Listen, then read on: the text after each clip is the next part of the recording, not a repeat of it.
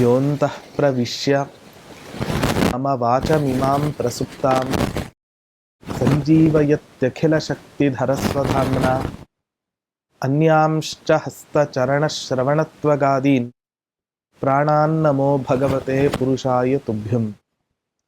ಪೂಜ್ಯಾಯ ರಾಘವೇಂದ್ರಾಯ ಸತ್ಯಧರ್ಮರತಾಯ ಚ ಭಜತಾಂ ಕಲ್ಪವೃಕ್ಷಾಯ ನಮತಾಂ ಕಾಮಧೇನವೇ. ತಪಸ್ವಾಧ್ಯಾಯ ಶುಶ್ರೂಷಾ ಕೃಷ್ಣಪೂಜಾರತಂ ಮುನಿಂ ವಿಶ್ವೇಶಮಿಷ್ಟದಂ ವಂದೇ ಪರಿವ್ರಾಟ್ ಚಕ್ರವರ್ತಿನಂ. ಶ್ರೀ ಗುರುಭ್ಯೋ ನಮಃ. ಹರಿ ಓಂ. ರಾಯರ ಮಹಿಮೆಗಳನ್ನು ನಿರೂಪಣೆ ಮಾಡತಕ್ಕಂತಹ ರಾಯರ ಸಹಸ್ರ ನಾಮಾವಳಿಯಲ್ಲಿ ಅನೇಕ ನಾಮಗಳ ಚಿಂತನೆಯನ್ನು ನಾವು ಮಾಡಿದ್ದೇವೆ. ಇನ್ನೊಂದು ರಾಘವೇಂದ್ರ ತೀರ್ಥರ ಮಹಿಮೆಯನ್ನು ತಿಳಿಸ್ತಕ್ಕಂತಹ ಒಂದು ನಾಮ ಓಂ ನಿರ್ಮಲಾತ್ಮನೇ ನಮಃ. ರಾಯರು ಹೆಂಗಿದ್ದಾರೆ? ನಾವು ನೀವು ಇವತ್ತಿನ ದಿನ ಇದ್ದೇವೆ ಜೀವನದಲ್ಲಿ. ಹೆಂಗಿದ್ದೇವೆ ಅಂತ ಹೇಳಿದರೆ, ನಮ್ಮ ಮನಸ್ಸೇನಿದೆ ನೋಡಿ, ಸದಾಕಾಲ ಕೆಟ್ಟ ವಿಚಾರಗಳಿಂದಲೇ ತುಂಬಿಕೊಂಡು ಬಿಟ್ಟಿದೆ. ಒಂದು ಹಾಲನ್ನು ಪಾತ್ರೆಯಲ್ಲಿ ಹಾಕಿ ಅದನ್ನು ಉಕ್ಕಿಸಬೇಕು ಅಂತಾದರೆ ಆ ಪಾತ್ರೆ ಪರಿಶುದ್ಧವಾಗಿದ್ದರೆ ಮಾತ್ರ ಸಾಧ್ಯ ಆಗುತ್ತೆ ಹೊರತು, ಆ ಪಾತ್ರೆಯು ಒಂದು ವೇಳೆ ಅಶುದ್ಧವಾಗಿದ್ದರೆ ಅಥವಾ ಹೊಲಸಾಗಿದ್ದರೆ ಅಂಥ ಪಾತ್ರೆಯಲ್ಲಿ ಹಾಕಿದ ಹಾಲು ಯಾವ ರೀತಿಯಾಗಿ ಅದು ಒಡೆದು ಹೋಗುತ್ತೋ ಹಾಗೆ ನಮ್ಮ ಅಂತಃಕರಣ ಅಥವಾ ನಮ್ಮ ಮನಸ್ಸು ಪರಿಶುದ್ಧ ಅಲ್ಲದೇ ಇದ್ದರೆ, ಅರ್ಥಾತ್ ಬರೀ ಕೆಟ್ಟ ವಿಚಾರಗಳೇ ನಮ್ಮ ಅಂತಃಕರಣದಲ್ಲಿ ನಮ್ಮ ಮನಸ್ಸಿನಲ್ಲಿ ತುಂಬಿಕೊಂಡಿದೆ ಅಂತಾದರೆ ಹೇಗೆ ತಾನೇ ಪರಮಾತ್ಮ ನಮ್ಮ ಮನಸ್ಸಿನಲ್ಲಿ ಬರಲಿಕ್ಕೆ ಸಾಧ್ಯ ಹೇಳಿ?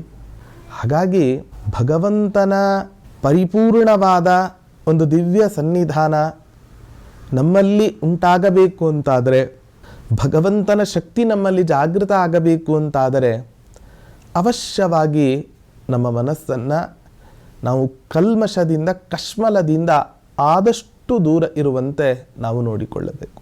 ಅನೇಕರನ್ನು ಇವತ್ತಿನ ದಿನ ಬೈಯದೇ ಇರತಕ್ಕಂತಹ ದಿನಗಳೇ ನಮ್ಮ ಜೀವನದಲ್ಲಿ ಇಲ್ಲ. ಪ್ರತಿಯೊಬ್ಬ ಮನುಷ್ಯನು ಕೂಡ ತನ್ನ ಮೂಗಿನ ನೇರಕ್ಕೆ ಆಲೋಚನೆಯನ್ನು ಮಾಡ್ತಾ ತಾನು ಮಾತ್ರ ಸರಿ, ಉಳಿದವರೆಲ್ಲರೂ ಕೂಡ ತಪ್ಪು ಅನ್ನುವ ಭಾವನೆಯನ್ನು ಇಟ್ಟುಕೊಂಡಾಗ ಹೇಗೆ ತಾನೇ ಇದನ್ನು ಮಾಡಲಿಕ್ಕೆ ಸಾಧ್ಯ? ಹೇಗೆ ತಾನೇ ನಮ್ಮ ಮನಸ್ಸು ನಿರ್ಮಲವಾಗಲಿಕ್ಕೆ ಸಾಧ್ಯ?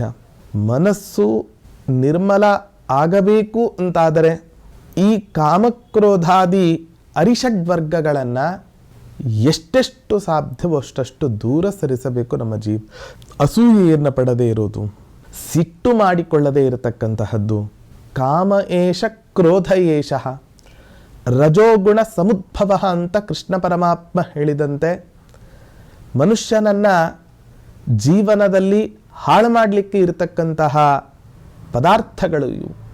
ಹಾಗಾಗಿ ಇಂತಹ ಕೆಟ್ಟ ವಿಚಾರಗಳು ನಮ್ಮಲ್ಲಿ ತುಂಬಿಕೊಂಡಿದ್ರೆ ಪ್ರತಿಯೊಬ್ಬ ತಂದೆ ತಾಯಿಗಳಿಗಿರುತ್ತೆ, ನನ್ನ ಮಗ ಶ್ರೇಯಸ್ಸನ್ನು ಪಡಿಬೇಕು, ಉನ್ನತಿಯನ್ನು ಪಡಿಬೇಕು.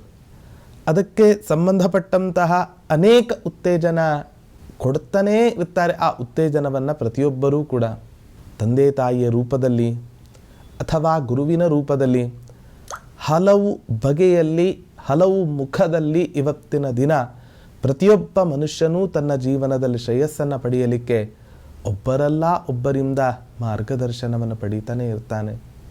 ಇಂತಹ ಮಹಾನುಭಾವರಾದ ಗುರುಗಳು, ರಾಯರು, ಅವರು ನಮಗೆ ಜೀವನದಲ್ಲಿ ಶ್ರೇಯಸ್ಸನ್ನು ಕೊಡಲಿ ಅನ್ನುವಂತಹ ಒಂದು ಪ್ರಾರ್ಥನೆಯನ್ನು ಕೃಷ್ಣಾವಧೂತರು ಈ ನಾಮಚಿಂತನೆಯಲ್ಲಿ ಮಾಡಿದ್ದಾರೆ.